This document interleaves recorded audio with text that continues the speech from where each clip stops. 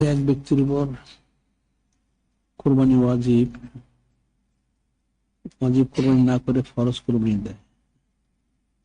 বক্তব্য হলো ওয়াজিব আদায়ের চেয়ে ফরজ আদায়ের সওয়াব বেশি, ওয়াজিব তরফের চেয়ে ফরজ তরফের গুনাহ বেশি। তাই পারলে ফরজ ওয়াজিব দুটোই আদায় করে, না পারলে আগে ফরজ। কিন্তু সওয়াল হচ্ছে কোরবানি না করে না, এটা তো ওয়াজিব কোরবানি হলে এটা দিতেই হবে। এটা ওয়াজিব কোরবানি প্রত্যেককে দিতে হবে, এখানে না দিলে এটা আলাদা ওয়াজিব তরফের গুনাহ হবে, কবিরা গুনাহ হবে। ফরজ কোরবানি যেটা, সেটা তার সামর্থ্য অনুযায়ী সে যেন শরীক থাকে। যে সে একলা একাধিক গরুও দিতে পারে, সেটা দিতে পারে। তাকে ওয়াজিব কোরবানি না করে ফরজ কোরবানি করবে, এটা তো শরীয়ত সম্মত না, এটা তো বলা হয় না কখন। আমাদের এখান থেকে এটা কেউ এটা বলে না ওয়াজিব কোরবানি না দিয়ে ফরজ কোরবানি দিতে। ওয়াজিব কোরবানিতে তার ওয়াজিবটা আদায় করবেই সে, এরপরে সে ফরজ কোরবানিটা করবে। দুইটা একসাথে না করে, ওয়াজিব না করে ফরজ করবে, এই কথা তো ঠিক না। এটা যে বলেছে সে ঠিক বলে নাই। ওয়াজিব কোরবানিটাকে তার দিতে হবে, এরপরে তার সামর্থ্য অনুযায়ী সে ফরজ কোরবানিতে শরীক থাকবে। সে একটা দিতে পারে, অর্ধেক দিতে পারে, 10টা দিতে পারে, যাই পারে তার সামর্থ্য অনুযায়ী, কিন্তু অন্য কোনো কথা না। ওয়াজিব কোরবানি তো করতেই হবে, ওয়াজিব কোরবানি না করলে কবিরা গুনাহ হবে। আর ফরজ কোরবানি না করলে ফরজ তরকের গুনাহ, হ্যাঁ এটা এটা হলো ফরজ তরকের গুনাহ হচ্ছে, এটা আসলে একটা নিসবতটা থেকে সে মারুম হবে।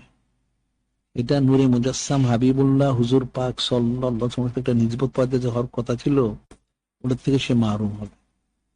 এখন তাকে ওয়াজিব কোরবানি করতেই হবে এবং তার সামর্থ্য অনুযায়ী সে ফরজ কোরবানিতে শরীক হবে। ফরজ আদায় করা বেশি, ওয়াজিব আদায় করা, এটা যেমন বলা হয় জানাজার নামাজ। জানাজার নামাজ পড়া কি ওয়াজিবে কাফায়া, ফরজে কাফায়া। ওয়াজিব ফরজে, ঠিক আছে, জানাজার নামাজ ফরজে কাফায়া। কিন্তু মানুষ যেমন জোহর নামাজ পড়ে, জোহর নামাজটা ফরজ, জোহরের পরে নামাজটা কি পরে 2 রাকাত সুন্নতে মুআক্কাদা। এখন অনেকে মনে করে জানাজা নামাজ তো ফরজে কাফায়া পড়তে হবে, সুন্নতে মুআক্কাদা না পড়ে ফরজে কাফায়া আগে পড়ে, এটা কিন্তু শরীয়ত সম্মত না। সুন্নতে মুআক্কাদা হলো মুত্তাসিল, এটা সুন্নতে মুআক্কাদা, মুত্তাসিল মানে মিলিত।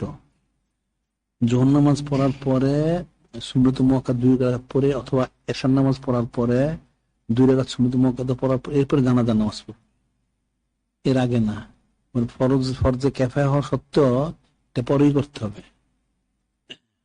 ঠিক এই ফরজ কোরবানিটা এরকম, ফরজ কোরবানিটাও এরকম, অর্থাৎ তার ওয়াজিব কোরবানিটা তার ওয়াজিবের করতেই হবে, এটা করে এরপরে তার সামর্থ্য হলে তখন এই ফরজটা করবে। জানাজা নামাজ যেমন ফরজ, অর্থাৎ ফরজে কাফায়া অর্থ হলো ফরজ, আসলে ফরজ কাফায়া মানে একজন পড়ায় দিলেই হয়, এটা এই জন্য কাফায়া। আসলে জানাজা নামাজ ফরজই, আসলে একজনকে জানাজা নামাজ না পড়ায় দাফন করলে সবাই কবিরা গুনাহ হবে। ক্যাফে বলার অর্থ হইল সবাইকে পড়তে হবে তা না, একজনও যদি পড়ায় দেয়, একজন মহিলাও যদি জানাজা পড়ায় দেয়, সেটাও শুদ্ধ হয়ে যাবে। সেই হিসেবে এটা অনেকে সবাই মনে করে পুলিশ মসজিদ একবার এরকম, এরা এখনো করে কিন্তু এদিকে বলার পরও এরা ওই জোহর নামাজ পড়ে সুন্নতে মুআক্কাদা পড়ার আগেই জানাজা নামাজ পড়ে। এটা যেমন সুন্নতে মুআক্কাদা মুত্তাসিল, এটা ঠিক এশার নামাজের পরেও ফরজের পরে সুন্নতটা সুন্নতে মুআক্কাদা মুত্তাসিল, মুত্তাসিল মিলিত, এখানে এর মধ্যে কিছু প্রবেশ করতে পারবে না। এখন সে এটা পড়ে তারপর জানাজা পড়তে হবে।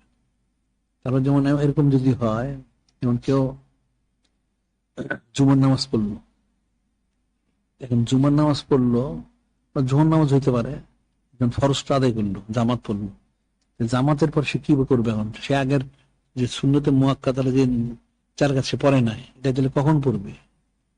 এটা হইলো জোহর হইলে জোহরের 2 রাকাত সুন্নতে মুআক্কাদা পড়ার পরে ওই আগের সুন্নতটা পড়বে, এর মধ্যে না। আর ঠিক জুমার সময় জুমারও সুন্নতে মুআক্কাদা গুলো আদায় করার পরে তারপর আগের সুন্নতে যেটা কবলার জুমা সেটা পরে পড়বে, এর মধ্যে সেটা পড়বে না, দিলে মুত্তাসিল। ঠিক হলো ওয়াজিব কোরবানি, এটা তো মুত্তাসিল, তার সাথে লাগানো, তাকে কোরবানি করতেই হবে, এখানে কোনো তার রোকসদ নাই। আর ফরজ কোরবানিটা এরপর তার সামর্থ্য অনুযায়ী সে কোরবানিটা করবে, এটা মনে রাখতে হবে।